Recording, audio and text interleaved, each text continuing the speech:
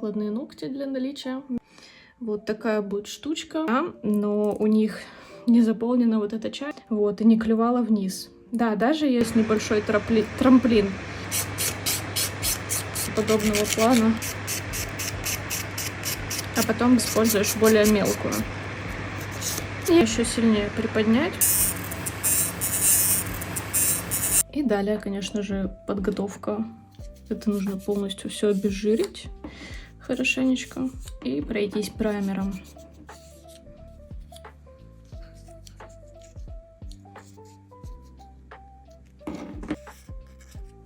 Есть, кстати, прикольный способ, как пройтись и обеспылить, и обезжирить одновременно. Вот такой вот.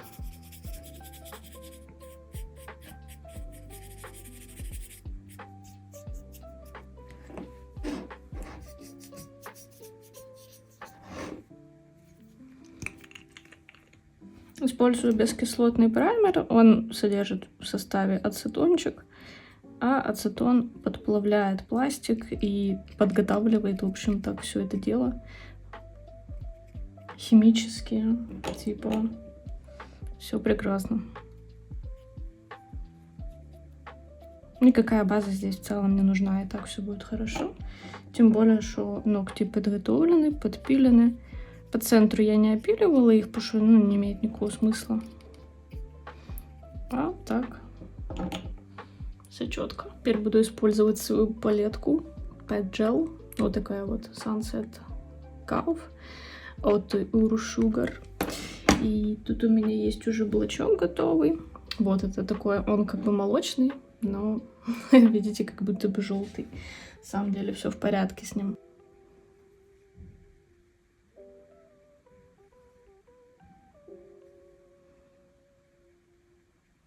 Хочу пройтись по зоне кутикулы, потому что здесь у нас будет видно натуральный ноготь, может быть видно наклейку там, либо клей, если неравномерно распределился, это будет видно, если будет ноготь прозрачный. Наносить буду зеленый цвет больше по центру, как бы, поэтому эта зона должна мне вот быть такой припыленной, типа.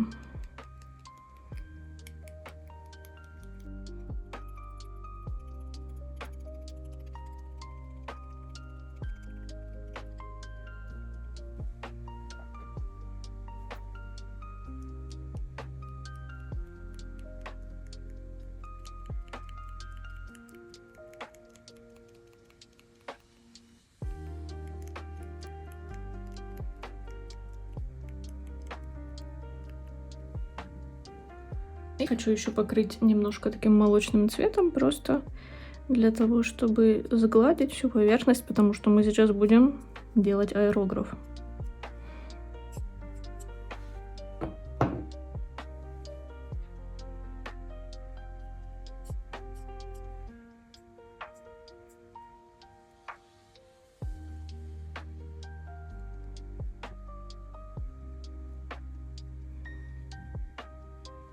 Теперь замешиваю краску для аэрографа. В общем, у меня такая акриловая. Она очень плохая из экшена. Да. Так что я просто капаю сюда. В чем плохая? Ну, я, наверное, сделаю лучше какой-нибудь видеоразбор с этим совсем, потому что ой, пиздец, про акриловую краску это вообще целая песня разговаривать. В общем, добавляю спирт. Ну, у меня тут 70% спирт просто. Изопропиловый. И разбавляю. Мне не важно тут добиваться какой-то консистенции. В целом, даже если она чуть-чуть густоватая, типа ничего страшного. Все в порядке. И еще у меня тут будет эксперимент. В общем, я хочу взять и лак для волос. Я себе сейчас пшикну в банку. И добавлю сюда немного, потому что краска плохая, у нее сцепочка, ну, так себе. Вот. Добавили. И чуточек... ну да, конечно. Конечно, такая штучка, потому что иначе краска до бачка... Ну, в этом бачке, короче, она не проходит.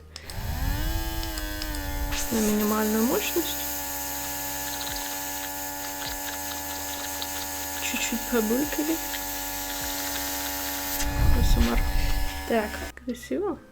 Конечно. Пора делать дело. Включу вытяжку и над вытяжкой, короче, буду себе напылять. Шикарно.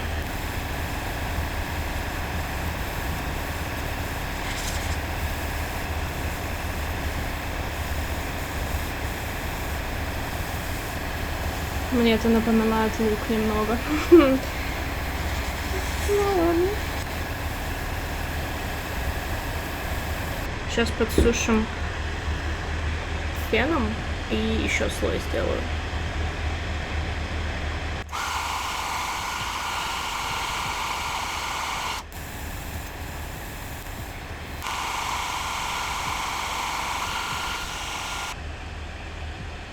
Да. Вот так вот. И сейчас перекрою всю жиденько базой, чтобы закрепить эффект.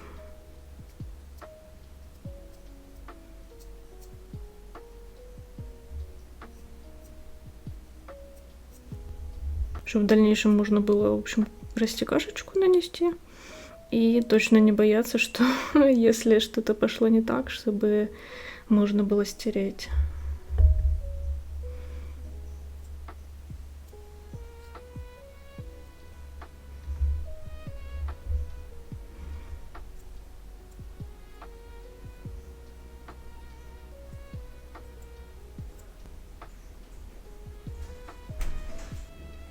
Я, в общем, кстати, за кадром перед тем, как наносить уже базу, нанесла на типсу этот самый лак для волос.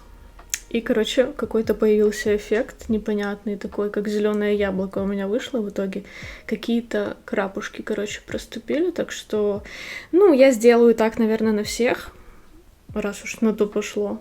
Но, в общем, надо иметь в виду, что лучше так не делать, видимо. Вообще, мне капец как понравилось, как это выглядит, вот это нанесение аэрографом, оно как будто бы немножко полупрозрачное, и это так сочно выглядит, ну капец. Там потом, когда перекрываешь, особенно вот раскрывается весь цвет, он равномерный, но при этом вот этот градиентик прикольный у кутикулы, то есть молочный, да, немножко замолочненный вид.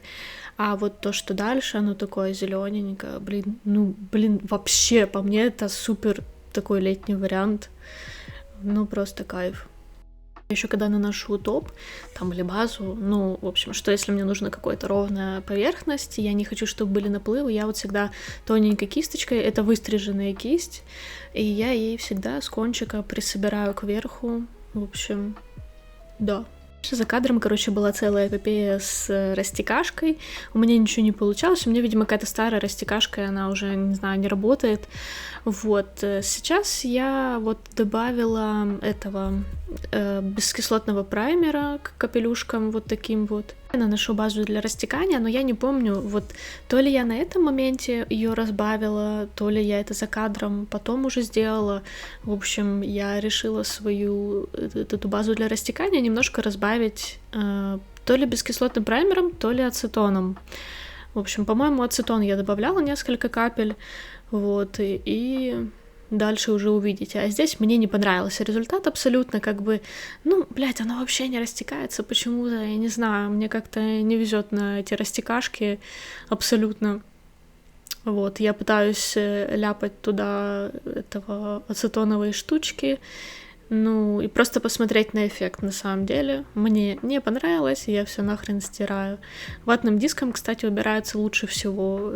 И не пытайтесь мучиться, короче, и пытаться стирать вот это вот все этими безворсовыми салфетками. Ну, типа, можно потом как бы зафиналить безворсовой салфеткой, но все-таки лучше стирает ватный диск. И вот тут я, значит, намешала прям вообще жиденькие себе эти капельки, ну, цветные, типа, жижу цветную намешала, очень жидкую, с ацетоном. И хотя бы хоть как-то мне начало нравиться, как это выглядит. Во-первых, это полупрозрачно, уже типа цвет не супер плотный. Мне понравилось. В общем, дальше будем работать по такой схеме. Сейчас уже рабочий вариант, который я буду использовать. Я наношу растекашку. Она уже здесь 100% подоразбавленная. Ляла я ее 100% ацетоном, я вспомнила. И 100% это был 100% ацетон, то есть без каких-либо содержаний масел, там прочей хуйни, воды. Это был прям технический, чистый этот ЧДА, короче, ацетон. Вот. И я капельками, значит, делаю такие дропушки и смотрим. Короче, мне захотелось сделать два оттенка, то есть один такой потемнее будет, другой посветлее. Как видите, один более ягодный, другой более неоновый такой. И разные размеры капель, разное расположение, логично.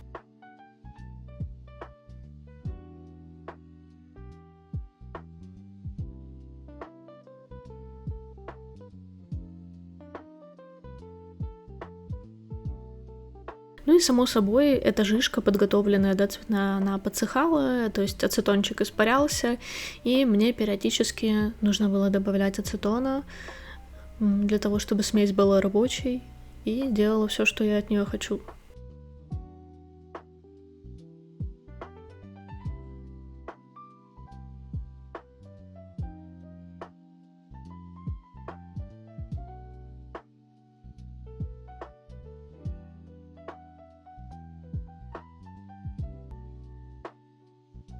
И теперь, как мне уже полюбилось из техники такого, как сказать, из вайба агли маникюра, короче, вот этот вот топ с эффектом каких-то черных крапушек, такой мусорный топ, я наношу его на весь ноготь. В целом можно было какими-то отдельными, частями. Вот сейчас я смотрю на ногти, на эти, которые я сделала. Да, я где-то наносила больше, где-то меньше, где-то сверху больше, где-то по центру, то есть немножко рандомный вариант. Все-таки присутствовала рандомизация какая-то. Вот так вот. И теперь я решила продолжить дальше, как-то декорировать, в общем, эти крапушки, которые я делала. Я, как вы видели, капнула жижи для растекания, туда белый гель-лак и ацетон. И теперь еще наношу точечно на все эти бульбы наши и буду капать немножко этой белой жижки. Хочу сделать такой такой стиль бактерий, вот как я ее могу назвать. Я вообще, когда делала этот дизайн, у меня было такое название рабочее — зигота. Это, вот что-то такое вот, что как будто бы из этих штук должно что-то вырасти и так далее. Дальше куда-то там они делятся, клетки, там будет такой моментик, дальше вы это увидите. Вот я наношу, значит, белую эту штуку, и также туда еще отдельно я себе капнула ацетона, и он делает такое неравномерное пятно, мне очень понравился эффект. На самом деле, если отойти от этого дизайна зиготы, то можно было бы сделать такой же дизайн, какие-нибудь цветы, потому что в целом, если присмотреться, то вот в этих штучках, в шариках оно выглядит как будто какой-то цветочек такой расплывшийся, то есть в технике этих растекашки, да. Это очень интересно выглядит. Но у меня конкретно вот такой зиготный, дизайн, поэтому так.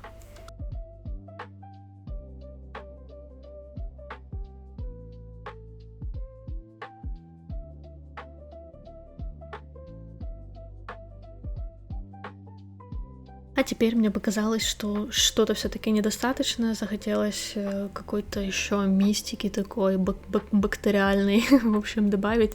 Я капаю спирта просто себе в баночку, в крышку из-под втирки, и этой жижкой так тяп-ляп, делаю, чтобы именно, эта втирка, она не мелкодисперсная, она именно чуть-чуть такая крупненькая, там кусочки этой мики, не мики, а как это? Типа хлопьев юки, вот так вот находятся, и это такой прикольный эффект получился. Вот. И теперь наконец-таки настало дело до крупных капель. Я использую гель, использую кисть и буду разными кистями это делать, короче. Ну, вот основная базовая техника — это плюхнуть такую по эту капельку, в общем, и дождаться, посмотреть, какая вам нужна высота, какая нужна расплываемость, да, и потом уже подсушиваю я пару секунд, буквально там, ну, секунды 4, окей, в лампе, ну, в большой, не в каким-то фонариком, а именно лампой. Вот, и тут я делаю вот такую хренотень, короче, но мне не понравилось, как эта кисть, именно эта кисть это делает, это более толстая кисть, и потом я просто беру и стираю, короче, но стираю не какой-то там каким-то ватным диском, а я вот так вот стягиваю гель до тонкого слоя просто. Все равно потом будет это все вымазано еще топом, и в целом какие-либо неровности в таком дизайне, когда присутствуют какие-то ляпушки, какие-то полосочки, это очень красиво.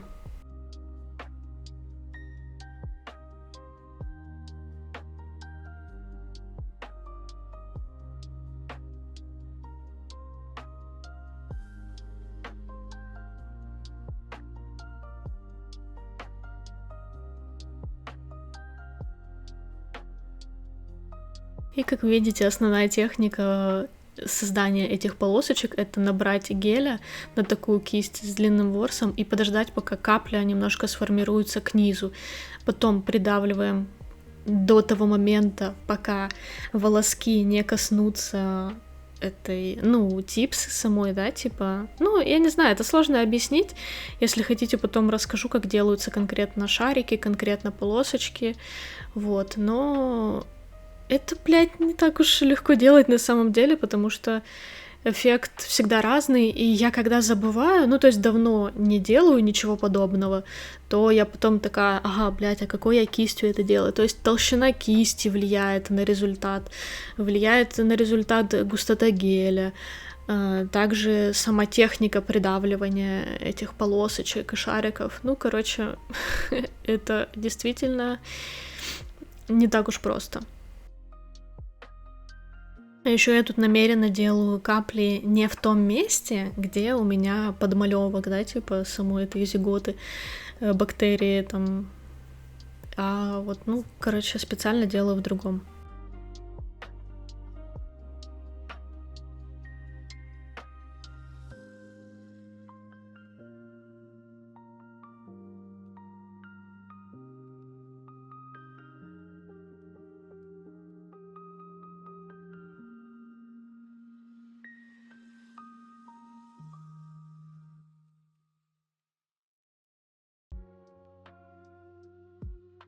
И сейчас как раз делаю тот самый прикол с сдвоенной бактерией, с клеткой, блядь, я все не могла вспомнить, как это называется. Ну, клетка, да.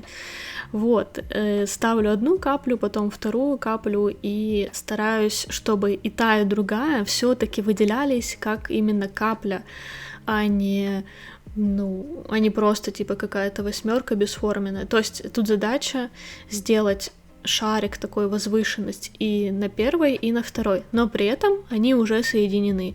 То есть, ну, в 3 этапа примерно все делается. Вот такая вот штучка получилась, очень прикольненько выглядит, как будто клеточки делятся, они уже готовы разрастись и стать чем-то более умным. Вот, а еще вот показываю, как я такие 2 направленных друг к другу такие капли сделала, мне показалось прикольно. И вот, в общем, результатик, как я наляпала всяких штуков. И теперь взяла вот такую вот кисть. Она очень прикольная. Она вот, ну, из всех кистей она такая особенная, наносит очень гладко. В общем, очень ровно. Она не для геля, там, не для чего. Ну, просто какая-то художественная условно кисть. И она очень ровно наносит. Я ее споласкиваю всегда в спирте перед использованием, то есть я наливаю в крышечку спирта и в ней выполаскиваю кисть, чтобы, во-первых, она стала равномерной полностью, да, то есть она хорошо впитывала в себя гель-лак там или базу или топ, чем я там пользуюсь. И в том числе, чтобы все шелушечки, все пылиночки с нее ушли. Ну и потом протираю после этого об эту безворсовую салфетку. А ту кисть я использовала для того, чтобы удобнее пройтись по всяким выпуклостям, потому что нужно все промазать, особенно все шарики, то есть во все щели, короче, залезть топом. И это было довольно удобно делать, потому что кисть от топа, она мягче, и она очень долго обтекает, блядь, все это. А какая-то более жесткая кисть, там для геля, типа, да, она просто позволяет быстрее продвигаться по поверхности. Вот. Ну и когда меня задолбало, я уже просто взяла и топом спокойненько мазала, сидела в свое удовольствие, обычной кистью, вот. И суть в том, чтобы все хорошенько промазать, полностью сделать ровные края. Самое главное — это сделать ровные края вот по бокам, типа, да. И после всего этого нужно снять излишки топа для того, чтобы раскрыть текстуру всю, чтобы вот она вот хоп раскрылась, чтобы весь рельеф, он никуда не делся. И это наука очень такая заёбистая. Но получается очень красиво, как выглядит. Это вот я на следующий день, уже солнышко вышло, и я вот снимаю, это очень-очень-очень красиво. Ну, согласитесь, просто кайфулик. Меряю на большом пальце, как выглядит ноготочек, все ровненько, боковушечки красивые, гладенькие, ничего не будет заебывать. И тут важно после всего этого не забыть проверить просто все торцы. По всем торцам нужно пройтись пилкой, аккуратненько, легенько, не счесывая прям совсем, а вот аккуратненько. Короче, самая прикольная пилка в этом деле — это вот такая стеклянная, потому что она не делает такой бесячий матовый финиш, а она делает глянцевый финиш, она именно срезает, короче, все краюшечки, потому что в любом случае, когда мы наносим там цвет, топ, все, слегка задеваем кисточкой под типсой, и, нет смысла себя контролировать очень сильно и там все стирать сразу. Нет, это заебет. Короче, вот в данном случае у меня тут с краю чуть-чуть неровность, и она визуально как-то выделяется, поэтому я решила ее счесать вот этой нанопилкой. Это не просто стеклянная пилка, как вы видите, там гравировка такая, типа вот эта резко лазерная. Вот, я чуть-чуть счесала тот уголочек и подровняла все четенько, смахиваю пыль, и затем буду работать дальше, в общем, обсматривать все края, где какие-то наплывы, где какая-нибудь капелька, вот, прикладываю к кутикуле почти все типсы, потом для того, чтобы проверить, вдруг где-то колет случайно, там, и так далее. То есть лучше по всей пройтись поверхности, по всему периметру. Вот я показываю. В принципе, все гладенько, но чуть-чуть недостаточно.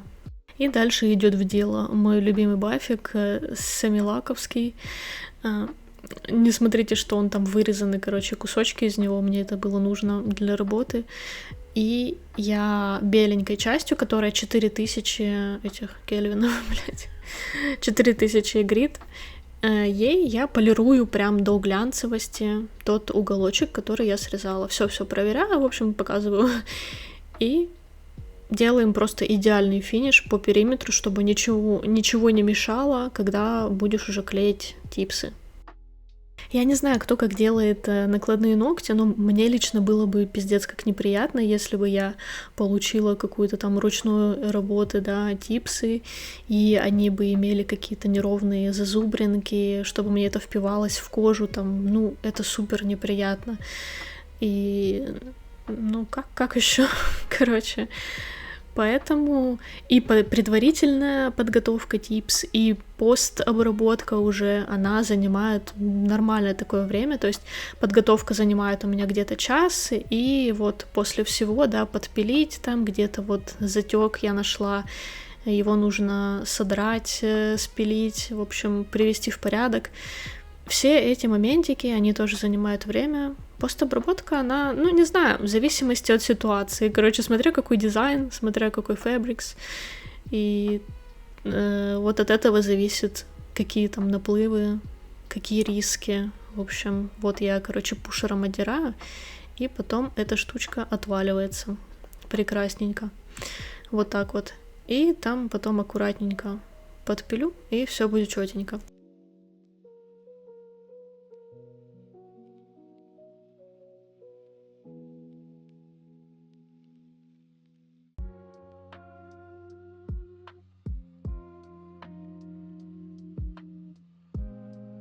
И для примерки типс я иногда использую для фотографий, там, да, допустим, или просто посмотреть, как это выглядит, красиво, некрасиво, симметрично там и так далее. Я использую вот либо вот эта жуйка для фотографий, которые на стену, знаете, лепить, такая используется. Но не очень люблю, потому что она бывает очень сильно прилипает к типсам. Вот. Но в данном случае решила использовать, потому что когда я использую двусторонний тонкий скотч, это в основном для тех типс, которые очень плотно прилегают к ногтю, а в данном случае у меня вот эти вот XXL размер, длинные балерины или квадрат это? Блядь, а я его называю балерина, это квадрат или балерина? Скорее квадрат, наверное, даже, да? Что-то немножко профукала форму, даже не поняла, что делала.